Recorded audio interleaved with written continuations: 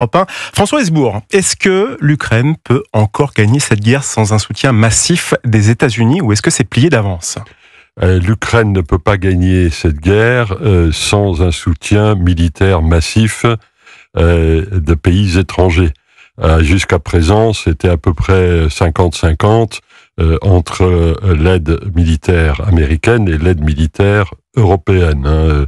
Au rythme annuel, 30 milliards d'euros de part et d'autre depuis chaque année, depuis le début de la guerre. Les Américains ne donnent plus, les Américains dorénavant vendent en comptant sur les Européens pour payer ce que les Américains pourraient vendre à l'Ukraine. Donc la réponse à votre question, elle est entre la main des Européens. Elle n'est pas entre la main des Américains. Les Américains n'ont pas quand même ce pouvoir, le facteur X avec le renseignement qu'ils maîtrisent parfaitement ?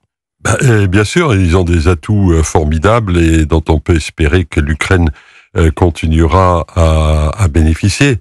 Mais s'il le faut, l'Ukraine et les Européens devront faire sans.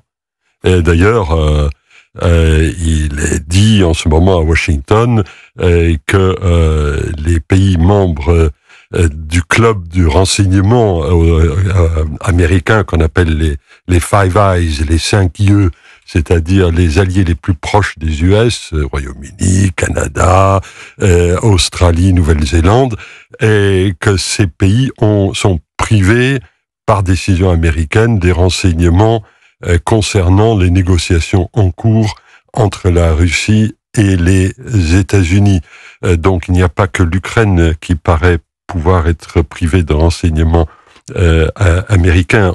Le monde a changé, soit on se débrouille entre Européens pour ne pas subir un revers majeur en Ukraine, soit on ne se débrouille pas. Mais il ne faut plus compter sur les Américains. Et de ce que vous voyez depuis comme ça quelques années, vous pensez qu'on va arriver à se débrouiller, à se comprendre et à s'entendre, ou c'est plutôt mal engagé ? C'est plutôt bien engagé dans le sens où l'effort nécessaire reste quand même tout à fait dans les moyens des Européens. 30 milliards d'euros par an à l'échelle de l'Europe, c'est littéralement 0,15% du produit intérieur brut européen. S'il faut remplacer les Américains, c'est 0,15% de plus. C'est parfaitement faisable. C'est toujours beaucoup moins cher que ce que coûterait une victoire russe en Ukraine, puisque l'étape suivante serait vraisemblablement pour les États européens voisins de la Russie. Ayant gagné en Ukraine, la Russie aurait peu de raisons de penser, avec Trump aux affaires à Washington, qu'elle devrait s'abstenir de poursuivre son avantage vers des pays moins importants que l'Ukraine, comme l'Estonie ou la Moldavie.